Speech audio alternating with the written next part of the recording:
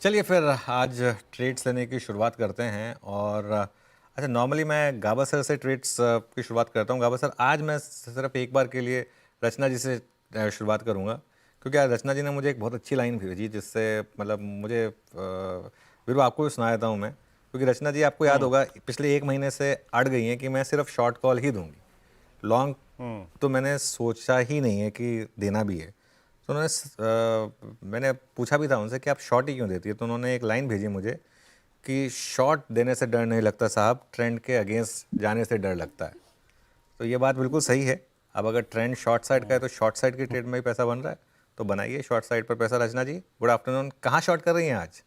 हाँ जी, सही बात है। और अभी के लिए जो मेरा शॉर्ट ट्रेड रहेगा वो एपोलो हॉस्पिटल्स में रहेगा।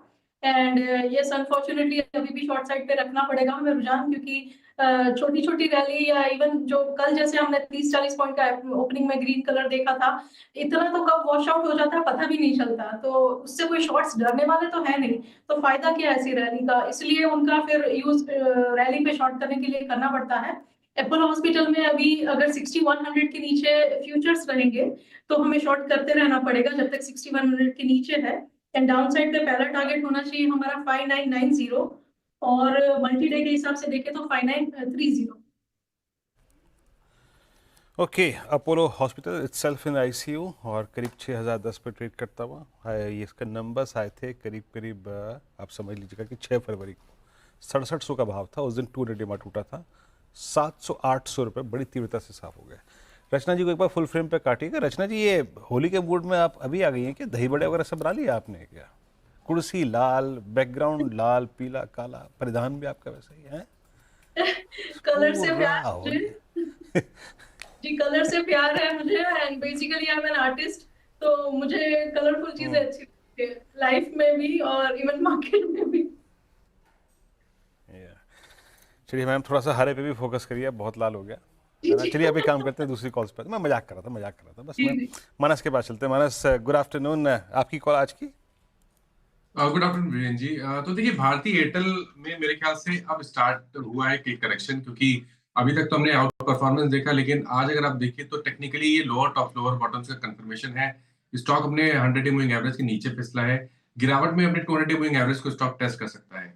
तो भारतीय एयरटेल के फ्यूचर में बिकवाली करने की राय रहेगी।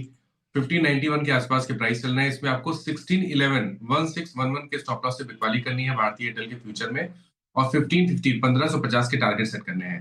1580 का पुट ऑप्शन ले सकते हैं। 32 रुपए पे ट्रेड हो रहा है।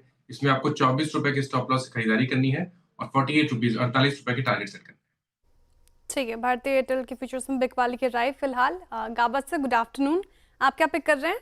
Short Rohit Tata consumer share अब ट्रेड कर रहा है। टाटा कंज्यूमर 963 के आसपास, मेरे ख्याल से स्टॉप लगाना चाहिए, ज्यादा नहीं। 6373, 10-12 रुपए का स्टॉप लगाना चाहिए, ज्यादा नहीं। ऑन द डाउन साइड 950 940 ये एक जोन है, वहां तक आ सकता है। Tata consumer short. Tata consumer short. Rajesh ji बताइए, क्या ट्रेड ले रहे हैं? राजेश सतपुते जी। राजेश जी, आप गावा सर को फिर मौका दे रहे हैं आपके ऊपर जोक मारने का। I am sorry. तो अनुज जी देखिए, मेरा भी first of all good afternoon and good afternoon everyone. Anuj ji देखिए, मेरी भी शॉर्ट साइड की ट्रेड होगी। जेके सीमेंट को सेल करेंगे।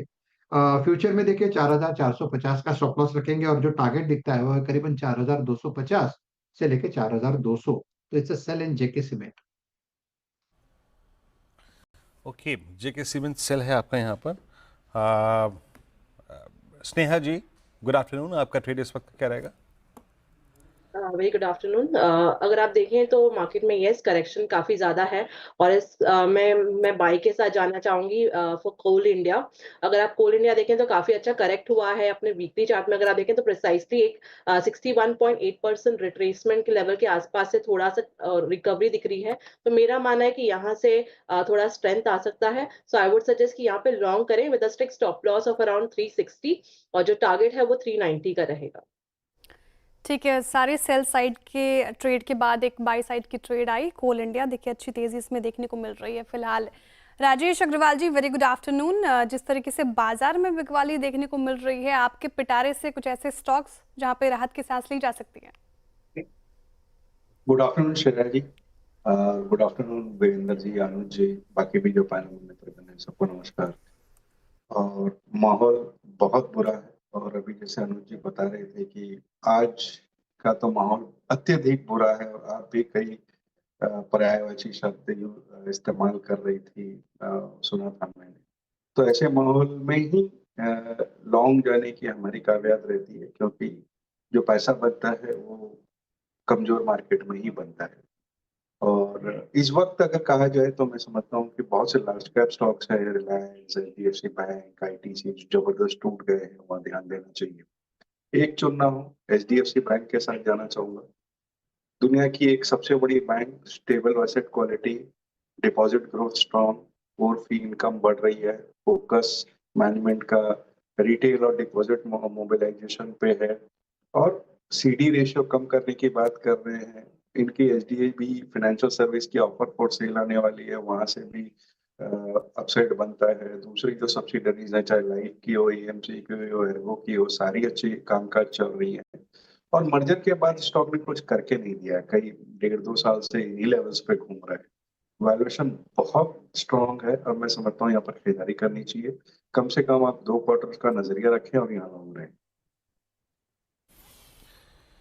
ओके अच्छा, इस बीच जो मैं कल भी डिस्कशन कर रहा था, बात भी कह रहा था कि स्टेट बैंक ऑफ इंडिया तय करेगा कि क्या हो रहा है। आई मीन निफ्टी बैंक में एक बार आप एसबीआई रखिए, 710 से 686 तक के सफर को देखिए आप, क्या पेश ही रहा है। आई मीन 25 रुपये एसबीआई का शेयर होना मात्र, मतलब एक दिन के सेशन में, इट्स ह्यूज।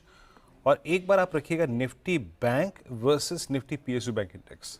बात ये मैं इसलिए कह रहा हूँ क्योंकि अगर आप निफ्टी बैंक को देखें, स्टिल एट 48,300 निफ्टी बैंक अभी भी 150 और लगभग 450 पॉइंट ऊपर है वर्सेस लास्ट वीक जैन लो के।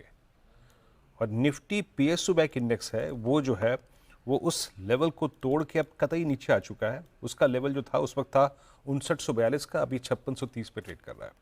मानस एसबीआई, सुबह मैंने ये सेल कॉल ली थी सचिन से, अब 686 पर, अब क्योंकि 700 पे कॉल राइटर्स आ गए नई कमेंट्स सीरीज पर। तो अगर मान लीजिए किसी ने शॉर्ट लिया था, कल आवाज़ की कॉल पे काम भी किया है, अब इस ट्रेड को कहाँ तक रखना चाहिए एसबीआई के शॉर्ट को, और कुछ और पीएसयूज जहाँ पर आप थोड़े से नेगेटिव हैं या फिर शॉर्ट का भी रखते हैं? देखिए, अगर हम स्टेट बैंक ऑफ इंडिया की बात करें तो स्ट्रक्चर तो अभी भी नेगेटिव है। मेरे ख्याल से जो टारगेट होना चाहिए वो 660 665 की रेंज में होना चाहिए। तो अगर आप किसी ने शॉर्ट पोजीशन बनाई है तो आई थिंक बेहतर आइडिया है कि स्टॉप लॉस को रिवाइज कर लें। स्टॉप लॉस को रिवाइज करके 700 रुपए के ऊपर लगाएं और टारगेट सेट करें 660 के आसपास के स्टेट बैंक ऑफ इंडिया में। बैंकिंग स्पेस में, पीएसयू बैंकिंग में स्पेशली अगर कोई और स्टॉक पिक करना हो और शॉर्ट साइड पे, तो एक fresh breakdown bank of Baroda में भी देखने को मिला है। मेरे ख्याल से यहाँ से आपको करीब 30 से 40 रुपए का down side bank of Baroda दिखा सकता है। ट्रेडर के तौर पे 202 रुपए के स्टॉप लॉस से बिकवाली करिए 184 के टारगेट के लिए। ओके, बैंक ऑफ बड़ौदा 184 के टारगेट के लिए सेल करिए यहाँ पर। चलिए, हर तरफ सेल